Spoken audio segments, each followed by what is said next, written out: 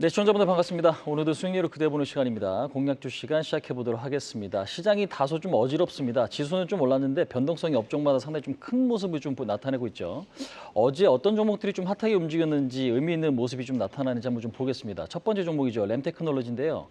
반도체 소재 기업입니다. 그러니까 지금 최근에 4월 달 같은 경우에도 지금 현재 유리기판 관련주로 좀 부각이 됐었는데 삼성전기의 유리기판용 시가객을 샘플 공급했다라는 뉴스가 좀 나왔습니다. 그러면서 어저께 장중에 이제 급등을 했고 시간의 단위가에서도 6% 정도 올랐습니다. 그래서 5,900원 정도 좀 마감이 좀 되는 모습인데 5,900원에서 6,000원짜리가 저항이 좀 심한 자리고 유리기판 관련 섹터들의 흐름이 최근에는 조금 다소 좀 부진하기 때문에 연속성이 좀 있을지는 좀 면밀히 좀 보셔야 될 것 같습니다. 자, 두 번째 종목입니다. 바이넥스인데요. 일단 바이오 종목이 최근에 상당히 좀 좋은 모습이죠. 바이넥스 같은 경우는 최근에 이제 셀트리온 CMO에 대한 어떤 기대감도 상당히 조금 있는 것 같습니다. 그다음에 이제 생물보안법에 대한 어떤 기대감이 좀 다시 살아날 수 있을 가능성이 좀 높아지고 있는 것 같은데 일단은 박스권에 대한 흐름이 상당히 좀 긍정적입니다. 12,000원에서 18,500원짜리. 그래서 지금 상단까지는 거의 다 올라온 시점이기 때문에 돌파 가능성도 좀 열어놓고 좀 보셔야 될 것 같습니다. 실질적으로 셀트리온 CMO에 대한 결과는 하반기에 좀 나올 것으로 좀 전망이 되고 있는데 이게 지금 진행이 됐을 경우에는 매출액이 안정적으로 좀 나올 수 있기 때문에 뉴스는 좀 계속해서 좀 체크를 해보셔야 될 것 같습니다. 자, 세 번째 종목입니다. 네오셈인데 반도체 CXL 관련주다라고 보시면 될 것 같습니다. SSD 테스터 분야에서 글로벌 1위 기업인데요. 최근에 삼성전자 뉴스에서 CXL 주도권을 좀 잡겠다라는 어떤 뉴스들이 좀 있습니다.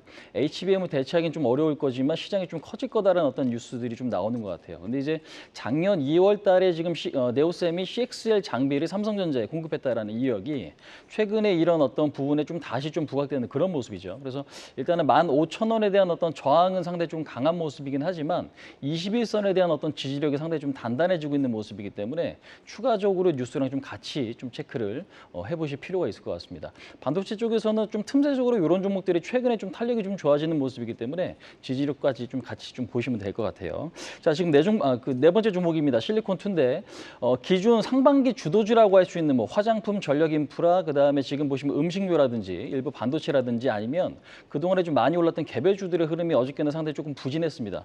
그러니까 수출이 좀 잘 나왔긴 했지만 주가가 좀 많이 올랐다라는 인식이 좀 있는 것 같았죠. 그래서 일단은 실리콘2 같은 경우도 그런 영향 때문에 어저께 좀 급락을 좀 맞이를 했는데 워낙 좀 많이 오른 기업이다 보니까 주가가 상당히 좀 부담이 되는 것도 좀 사실인 것 같아요. 근데 이제 외국인과 기관은 이틀 동안 하락했을 때 좀 순매수에 좀 가담을 했기 때문에 지금 현재는 4만 원에 대한 어떤 지지력까지 좀 같이 보실 필요가 있을 것 같고요.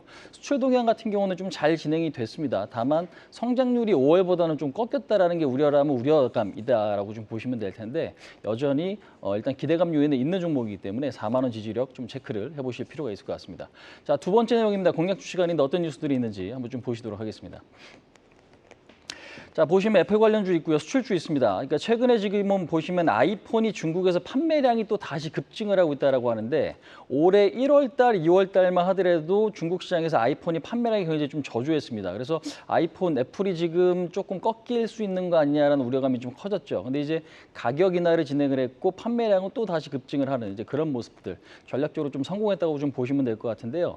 애플 주가도 역시나 좀 좋은 모습이었습니다. 그래서 애플 최근에 뭐 AI 쪽 비롯해가지고 에어팟도 지금 새로 지금 적외선이 탑재된 그러니까 지금 적외선 카메라 모듈에 탑재된 에어팟이 2026년에 또 대량으로 생산된다고 하니까 모멘텀으로 볼 수 있는 것들이 좀 많이 있습니다. 관련주들 좀 간단하게 좀 보시면 될 것 같아요. 그래서 아이폰, 아이패드, 그다음에 에어팟까지 좀 같이 보시면 될 것 같고 자, 수출주 같은 경우는 무역 흑자가 6년 만에 최대치라고 하는데요. 올해 1에서 6월 달까지 231억 달러를 흑자를 좀 기록을 했다라고 합니다. 2018년도 이후에 좀 최대치인데 작년에는 지금 현재 263억 달러 적자를 좀 기록했던 걸 감안해 보면 1년 만에 큰 폭으로 좋아졌다라는 거 확인하실 수가 있겠습니다. 그러면 관련주들 뭐가 있는지 좀 보셔야 될 것 같습니다. 수출주가 여전히 좀 주도권을 좀 가질 수 있을까는 좀 저는 좀 높다고 보는데 보시면 뭐 반도체라든지 차라든지 아니면 의료기기 쪽, 그다음에 화장품 쪽 여전히 좀 관심 있게 좀 보셔야 될 것 같습니다. 자, 그러면 제가 이제 시청자분들께 오늘 말씀드릴 종목은요 LG 디스플레이 디스플레이를 좀 소개를 시켜드려 보도록 하겠습니다. LG 디스플레이 같은 경우는 많은 분들 아실 겁니다. 디스플레이 업체인데 우리나라도 대표하는 기업 중에 하나입니다. 근데 이제 아이폰 16이 지금 9월 달에 출시될 예정이라고 합니다. 아이폰에 대한 어떤 기대감도 상당히 조금 큰 상황에서 여기서 이제 덧붙여질 수 있다는 건데 중요한 건 2년 동안 2조 원이 넘는 적자를 좀 기록을 했죠. 그래서 올해 같은 경우는 그 적자 규모가 2조 원가량은 줄어들 거다라는 좀 전망이 있어요. 특히나 2분기 같은 경우에도 영업 적자가 한 3,500억 정도 수준에서 2,000억 정도 중반 수준까지 좀 떨어질 거다라는 좀 전망이 많습니다. 이제 그 이유는 아이폰 영향이 상당히 좀 크다라는 건데요. 일단 최근에는 외국인들 수급도 그렇지만 기관들의 수급이 밑에서 좀 많이 올라오는 이제 그런 모습에서 우리가 이제 단기적인 어떤 대응은 좀 가능할 수 있지 않을까라고 생각을 합니다. 그래서 목표치는 12,500원, 그다음에 손절 라인은 1,400원 좀 잡고 대응을 하신다면 대형주에서 단기 스윙 플레이를 가능할 수 있게 하는 이제 그런 종목이 LG 디스플레이가 아닌가 이렇게 좀 말씀드릴 수 있을 것 같습니다. 자, 설명은 이 정도까지 좀 마치도록 하겠습니다. 시청자분들 오늘 성투하시기 바라겠습니다. 지금까지 홍의진이었습니다. 계속해서 다양한 경제 이슈를 알고 싶다면 구독과 좋아요, 알림 설정 부탁드립니다. AI 캐스터 권미정이었습니다.